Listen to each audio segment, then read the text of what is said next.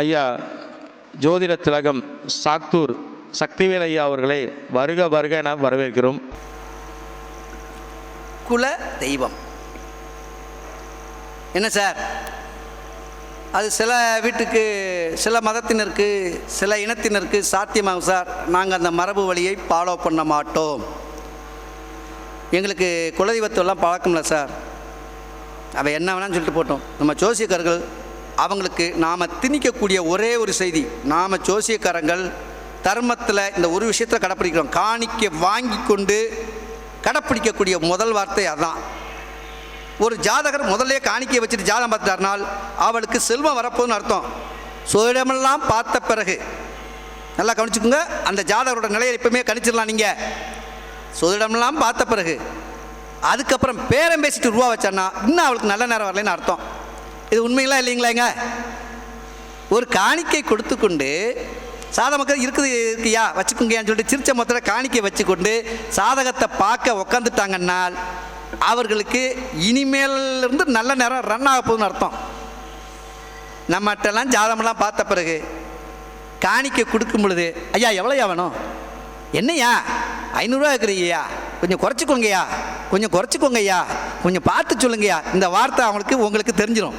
சரி, ஜாதகருக்கு இன்னும் அந்த அம்ச யோகம் வரல. அம்ச யோகம் ராசி யோகம் அல்ல, அம்ச யோகம் வரல. அப்போது நம்ம என்ன நினைக்க வேண்டியிருக்கு? சோசியக்காரன்ட்ட போய் பேரம் பேசுகிறோம்னா இவன் வாழ்நாள் முழுக்க எல்லா விஷயத்துக்கும் பேரம் பேசுவான்னு அர்த்தம். சரி சார், நீங்கள் அதெல்லாம் சொல்லி சார் குலதெய்வத்துக்கு என்ன சார் சொல்லுங்கள். அதை தான் அதில் தான் நீங்கள் கண்டுபிடிச்சிக்கணும். இவளுக்கு இந்த ஜாதகருக்கு குலதெய்வங்கள் இருந்தாலும் இந்த யோகத்தை அவர்களுக்கு ஈட்டி தரவில்லைன்னு கண்டுபிடிச்சணும். சரி சார், குலதெய்வம் தெரியல சார், நான் குலதெய்வத்துக்கு என்ன சார் செய்யணும், எப்படி சார் வரணும்? ரைட்டு, வேணாம் ஐயா, நீ குலதெய்வத்துக்கு கும்பிட வேண்டாம், நீ குலதெய்வத்துக்கு குனிஞ்ச வேண்டாம். குலதெய்வம் விரும்பக்கூடிய செயல்களை நீ முதல்ல அறம் நெறியோட வாழு.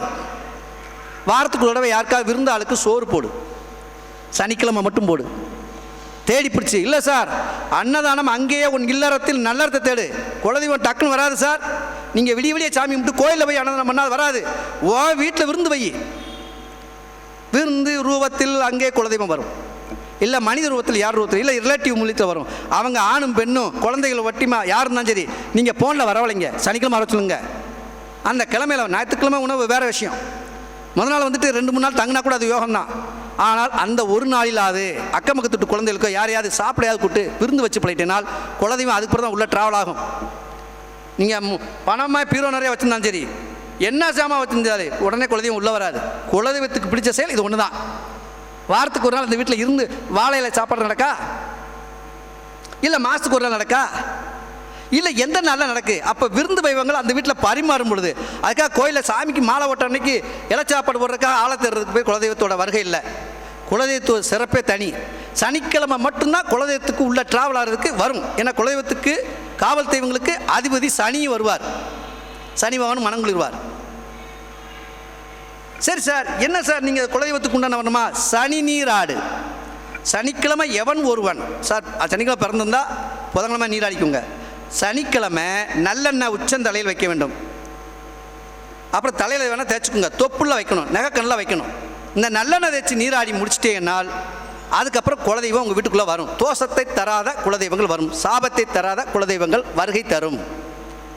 ஆயில் புள்ளிங்களாம் எடுத்துக்கலாம், வாயில் குப்பிச்சுக்கிட்டேன்னா உள்ளே இருக்க சுவாபங்கள் எல்லாமே வேலை செய்யும்.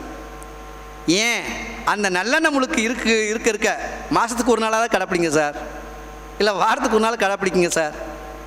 வருஷத்துக்கு ஒரு நாள் தீபாவளி தான் கடைப்பிடிக்கணுமா என்ன சார்? அது கர்ம தோஷத்தை கழிப்பதற்காக அங்கே நல்லெண்ணெய் தேய்ச்சி குளிச்சிருக்கீங்க. இங்கே அப்படி இல்லை. உன்னோட தெய்வத்துக்கு வெல்கம் பண்ணுறதுக்கு நீ ஒரு நன்னடத்தை இருந்தால்தான். அப்போது நாணயத்தை பற்றி பேசுகிறேன். இப்போ நன்னடத்தை இல்லை உள்ள வீட்டிலையும் நாணயத்தினால் சொல்லக்கூடிய சுபமான வார்த்தைகளுக்கு மட்டும்தான் குலதெய்வம் என்ட்ரி ஆகும்.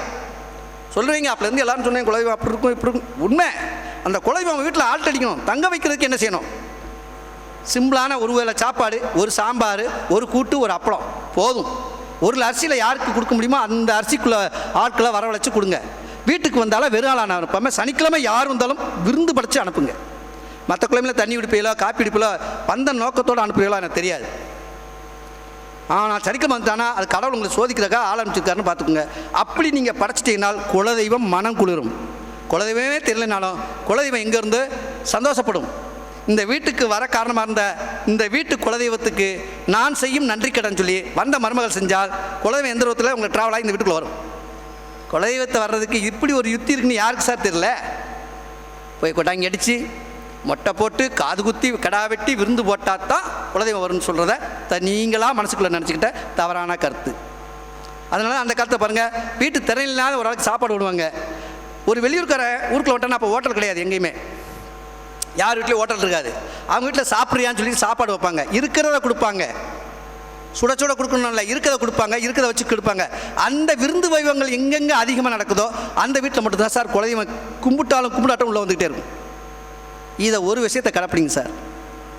சனிக்கிழமை மட்டும் ஒரு 2 இட்லியாவது கொடுத்துருங்க, இல்லை சாப்பாடாவது போட்டுருங்க. சாப்பாடு போட முடியாத நிலையில் வரக்கூடிய வந்தாலோ, சமைக்கும் வரை காத்திருக்கக்கூடாத முடியாத நபர்கள் வந்தாலோ இட்லியோ இல்லை இதை ஏதோ ஒரு உணவுப் பொருளை ஒரு உப்புமாவாவது கிண்டி கையில் விடுங்க.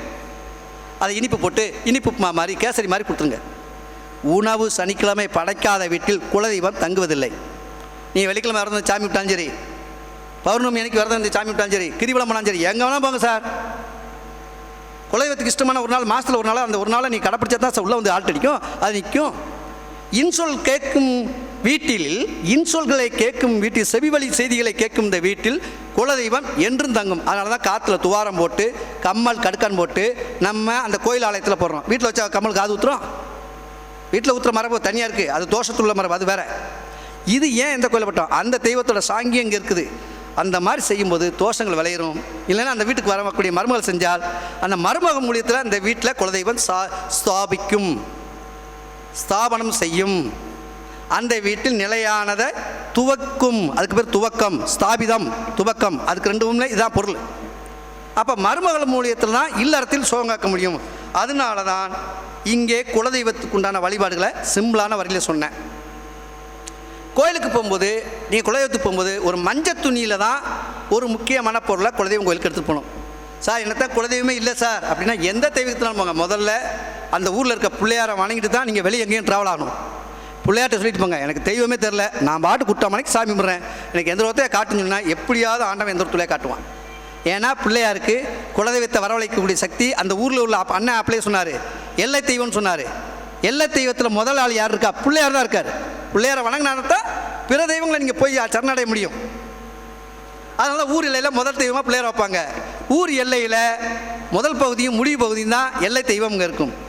அதுக்கப்புறம் தான் காவல் தெய்வங்கள் இருக்கும். அதுக்கப்புறம் தான் பனை மரத்தில் ஒரு சாமி இருக்கும், வேப்ப மரத்தில் ஒரு சாமி இருக்கும், புளிய மரத்தில் ஒரு சாமி இருக்கும், வாழை மரத்தில் ஒரு சாமி இருக்கும், எல்லா மரத்துலையும் இருக்கும்.